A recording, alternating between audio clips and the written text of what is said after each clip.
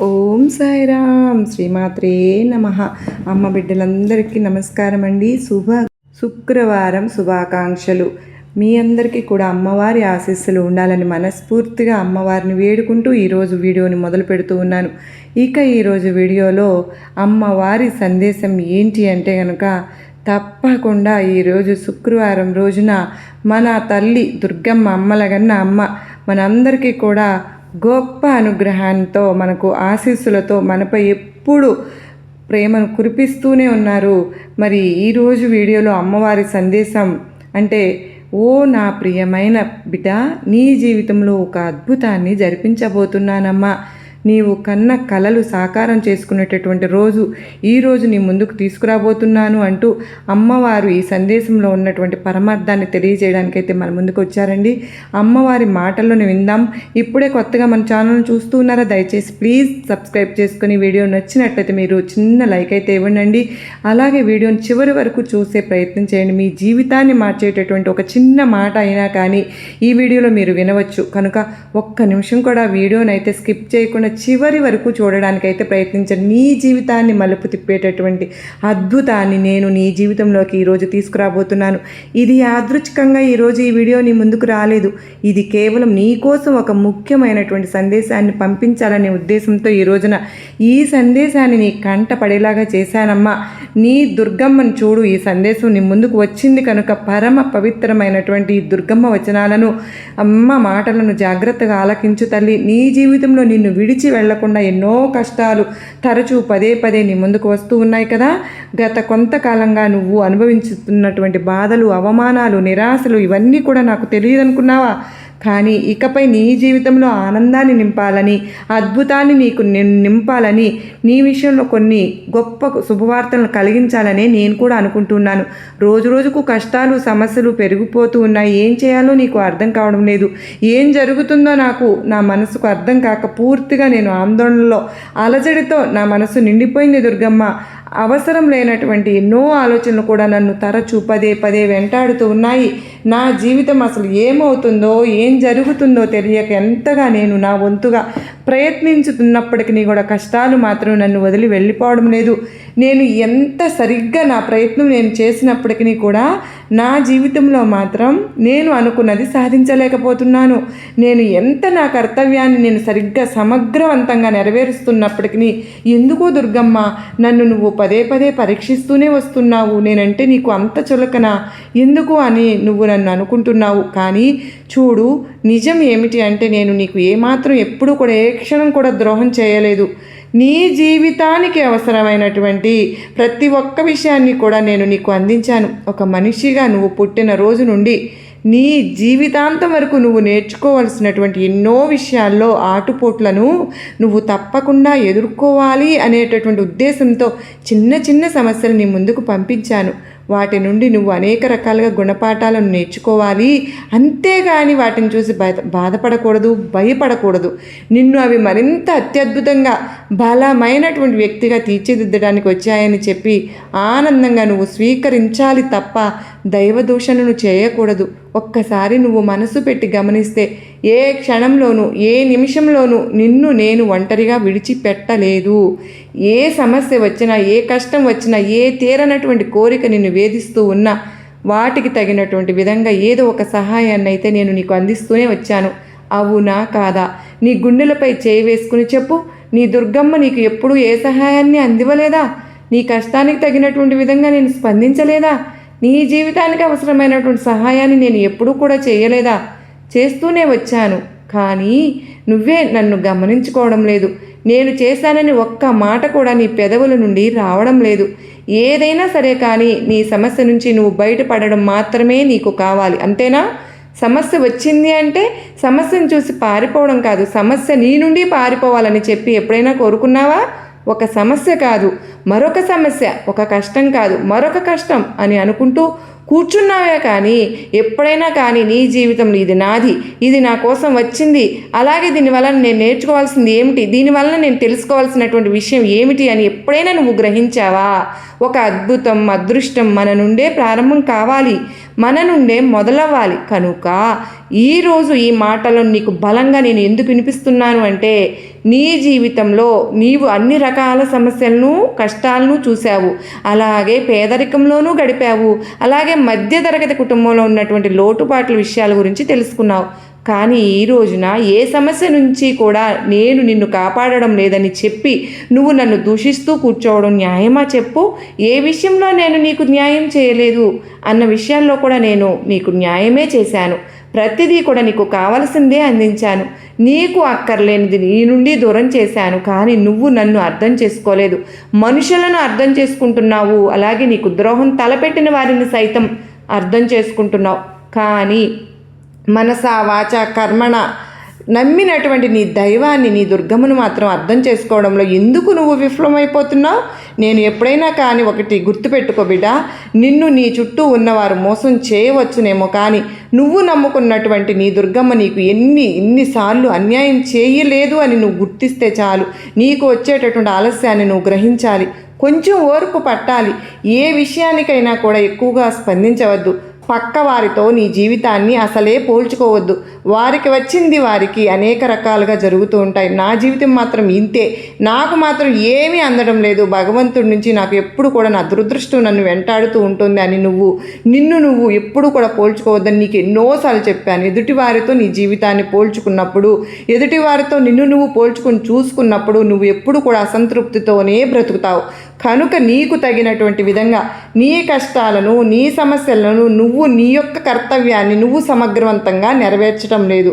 కోపతాపాలతోనూ చికాకులతోనూ జీవితాన్ని ఎప్పుడు గందరగోళంగా గడుపుతున్నావు. ఏ విషయంలో కూడా నువ్వు ఓర్పును వహించడం లేదు. కనుకనే నీవు ఇన్ని విధమైనటువంటి మాటలు ఈ రోజున చెప్పవలసి నీకు వస్తోంది. ఎందుకంటే నువ్వు కొంచెమైనా సరే కానీ నీ కోపాన్ని నువ్వు నిగ్రహించుకో.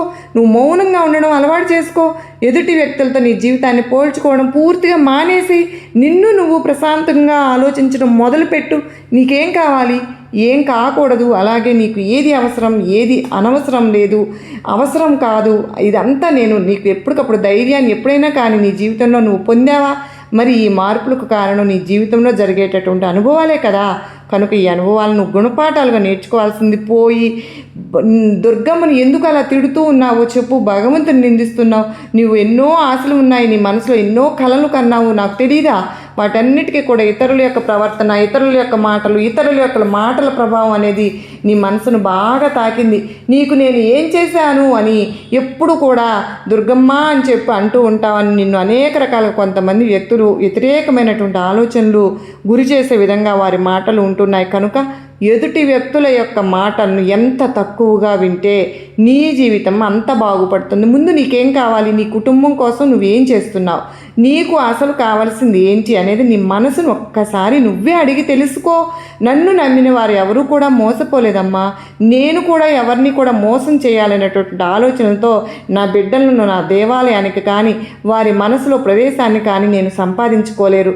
నేను ఎప్పుడైనా కానీ మీరు బాధపడుతున్నటువంటి స్థితిలో ఉన్నప్పటికీ మీ మంచే కోరుకుంటాను. అందుకే అనేక మంది అసలు యొక్క స్వభావాన్ని వారు పూర్తిగా మరచిపోయి ఇదిగో ఇలా కోపతాపాలకు గురైపోయి భగవంతుని సైతం నిందిస్తూ కూర్చుంటున్నారు. నీ హృదయాన్ని ఈ మాటలన్నీ కూడా కొంచెం గాయపరిచేలాగా ఉండి ఉండవచ్చు, కానీ నేను నీకు సత్యాన్ని చెప్పాలనుకుంటున్నాను. నువ్వు చేసే పనుల్లో కొంచెం వ్యతిరేకం కనిపిస్తుంది, నువ్వు నడుస్తున్నటువంటి మార్గం సరిగ్గా లేదు. కనుక ఇది నీకు నేను గుర్తు చేస్తున్నాను. నువ్వు ఎన్నో రకాలుగా బాధలు పడ్డావు, కాదనడం లేదు. ఇప్పుడు ప్రతి విషయాన్ని కూడా భయపడుతూ బాధ పెడుతూ అక్కడే ఆగిపోతావా?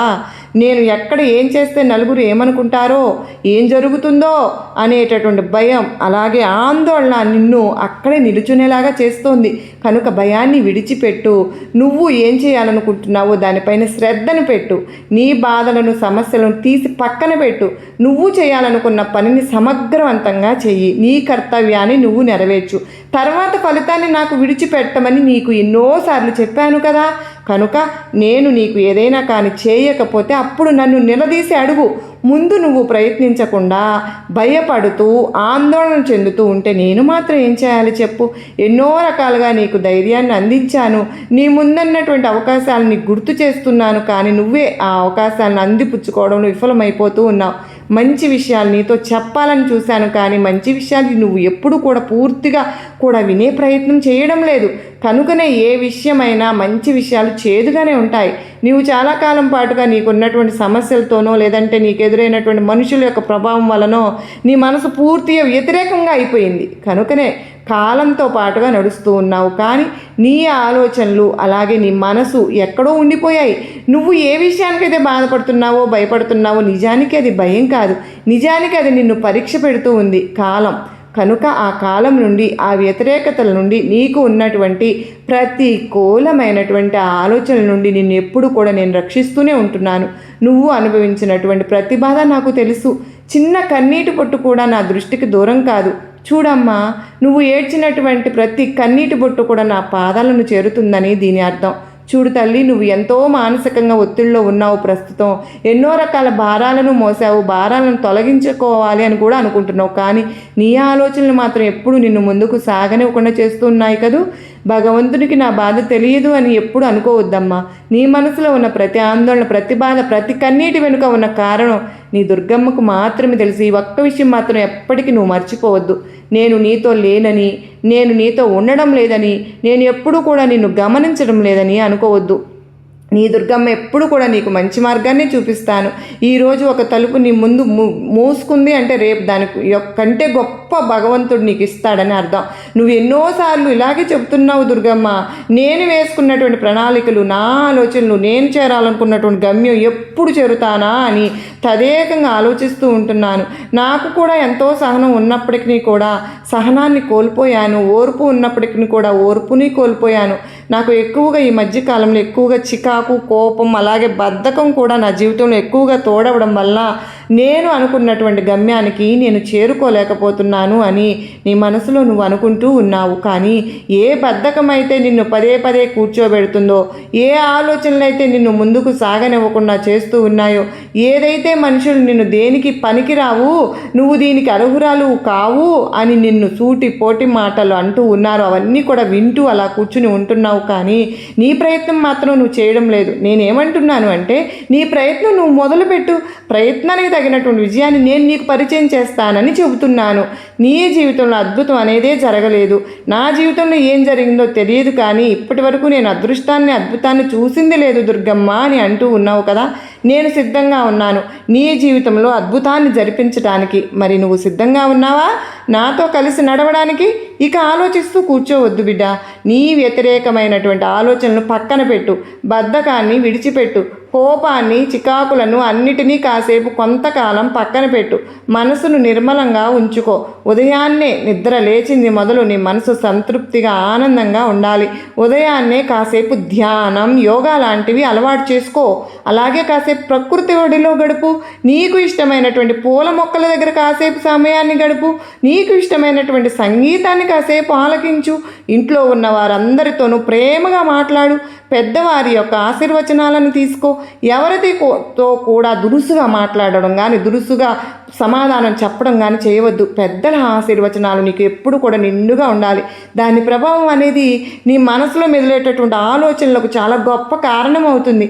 అలాగే తల్లిదండ్రుల యొక్క ఆశీర్వచనాలు తీసుకుని తరువాత దుర్గమ్మ యొక్క అనుగ్రహం, బాబావారి యొక్క ఆశీర్వాదం ఇంట్లో పెట్టుకుని, దీపం పెట్టుకుని, నువ్వు దీపం ముందు నిలబడి ఈ రోజున ఇలా చేయాలనుకుంటున్నాను, ఈ పనిలో నాకు ఎటువంటి విఘ్నాలు కలగకుండా నేను సమగ్రవంతంగా నేను తెలుసుకునేలాగా నా పోరాటాన్ని ఎక్కడా కూడా ఆపకుండా చక్కగా ముందుకు సాగేటటువంటి అవకాశాన్ని ఇవ్వు దుర్గమ్మ అని భగవంతుని వేడుకో.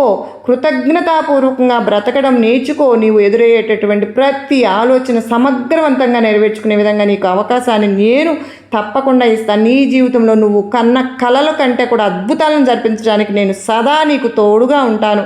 నువ్వు ఎప్పుడైతే ఈ వ్యతిరేకమైనటువంటి ఆలోచనలు పక్కన పెడతావో, బద్ధకాన్ని విడిచిపెట్టి చక్కగా కోపాన్ని ఇవన్నీ కూడా పక్కన పెట్టి వీటిని ఎప్పుడైతే జయిస్తావో అప్పుడు నీ జీవితంలో వచ్చేటటువంటి అదృష్టాన్ని, అద్భుతాన్ని నువ్వు పొందేటందుకు అర్హురాలివి, అర్హుడివి అవుతావు.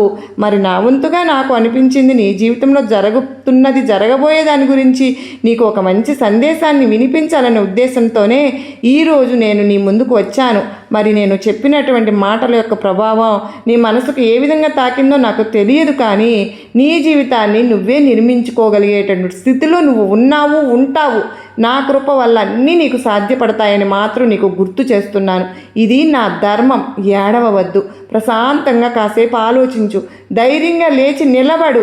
ప్రతిక్షణం బాధలో జీవించడం కంటే నిన్ను నువ్వు నమ్ముకుని భగవంతునిపై నమ్మకాన్ని ఏర్పరచుకొని ప్రశాంతంగా జీవించడానికి నేనేం చేయాలి అనే దాని గురించి ఆలోచన పెట్టు. అప్పుడు నీ జీవితంలో అనేక రకాల అద్భుతాలను నువ్వు తప్పకుండా చూస్తావు. ఇది నీకు నీ దుర్గమ్మ చెప్తున్నటువంటి గొప్ప తీర్పు. నీ మనసుకు అలాగే నేను నీకు అందిస్తున్నటువంటి సుదీర్ఘమైనటువంటి మాటల్లో నా ఆంతర్యం నువ్వు పసిగట్టావని అంటే నీకంటే కూడా గొప్ప యోధుడు ఎవరు ఉండరు, మరొక్కరు ఉండరని సర్వదా ఆనందంగా సంతోషంగా ఉండాలని ఈ దుర్గమ్మ నీ నుంచి కోరుకుంటూ సెలవు తీసుకుంటున్నాను. విన్నారు కదండి మరి అమ్మవారి సందేశం. ఈ సందేశం మీకు కూడా నచ్చింది, గొప్ప ధైర్యాన్ని నమ్మకాన్ని కలిగించినందుకు నచ్చింది అనుకుంటే మరికొంతమందికి షేర్ చేయండి. సర్వే జన సుఖినో భవంతు. ఓం సాయిరామ్ అండి అందరికీ. శ్రీమాత్రే నమః. అమ్మవారి కృప కరుణ కటాక్షములు మనందరిపైన నిండుగా మెండుగా ఉండాలని అమ్మవారిని మనస్ఫూర్తిగా నేను కూడా కోరుకుంటూ ఈ శుక్రవారం రోజున మనకు అమ్మ చెప్పిన విధంగా ఒక్కటైనా సరే ఆచరించాలి అని చెప్పి ఈరోజు కృత నిశ్చయంతో గనక ఎవరైతే అనుకుంటూ ఉన్నారో వారందరినీ చూసి అమ్మ ఎంతో సంతోషిస్తుంది. అమ్మ దయ ఉంటే మనకు అన్నీ ఉన్నట్లే కదా ఫ్రెండ్స్. మరి ప్రతి ఒక్కరూ కూడా అమ్మవారికి శ్రీమాత్రే నమః అని కానీ మీకు ఇష్టమైన ఏ భగవంతుని నామం అయినా సరే ఇక్కడ కామెంట్ సెక్షన్లో షేర్ చేయండి. అలాగే హైప్ అనే బటన్ వస్తుంది కదండి, అది హైప్ అని కనుక మీరు కనుక చేస్తే కనుక నాకు మంచి రిజల్ట్ అనేది ఉంటుంది.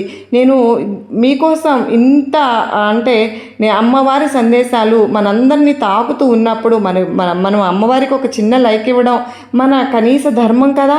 ప్రతి ఒక్కరూ ఏదో ఒక విషయం పైన మీకు జరిగిన గొప్ప అనుభవం మీతో నేను కూడా పంచుకుంటూ ప్రతిరోజు ఉంటూ ఉన్నాను కనుక మీరు కూడా నాతో పంచుకోవాలి, కలిసి నడవాలి అనుకున్న ప్రతి ఒక్కరూ కూడా అమ్మవారికి ఒక చిన్న లైక్ అయితే ఇచ్చి మీకు జరిగిన అనుభవాలను కామెంట్ సెక్షన్లో తప్పకుండా షేర్ చేయండి ఫ్రెండ్స్. అది మరికొంతమంది అమ్మ బిడ్డలకు చక్కగా రీచ్ అవుతుంది.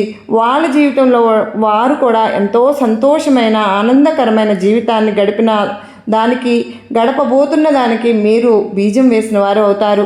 ప్రతి ఒక్కరూ కూడా ప్రతి ఒక్క సంతోషాన్ని బాధను మరొకరితో అందులోనూ అమ్మ బిడ్డలతో పంచుకుంటే అది మనకు శ్రేయస్కరం. అమ్మవారి ఆశీర్వాదాలు కూడా మనకు ఉంటాయి. తల్లి ఎప్పుడు కూడా తన బిడ్డలందరూ కలిసి మెలిసి ఉంటే ఎంతగానో సంతోషిస్తుంది. ఆ తల్లికి ఇంకేం కావాలి చెప్పండి. మరి అమ్మలగన్న అమ్మ దుర్గమ్మ మనందరినీ చూసి సంతోషించాలి అంటే మనం ఏ విధంగా నడుచుకోవాలి? అమ్మకు తగ్గ బిడ్డలుగా అమ్మ చెప్పింది చేసినట్టుగా మనం చేస్తేనే ఆ తల్లి తనకు బిడ్డలను చూసి ఎంతగానో సంతోషిస్తుంది. ఈరోజు ఈ శుక్రవారం రోజున మనందరికీ కూడా ఆ తల్లి అనుగ్రహంతో మంచి జరగాలని మనస్ఫూర్తిగా అమ్మను వేడుకుంటూ మరో చక్కని అమ్మవారి సందేశంతో కలుసుకుంటాను ఫ్రెండ్స్. అంతవరకు శుక్రవారం శుభాకాంక్షలు. సర్వే జనా సుఖినో భవంతు. లోకా సమస్తా సుఖినో భవంతు.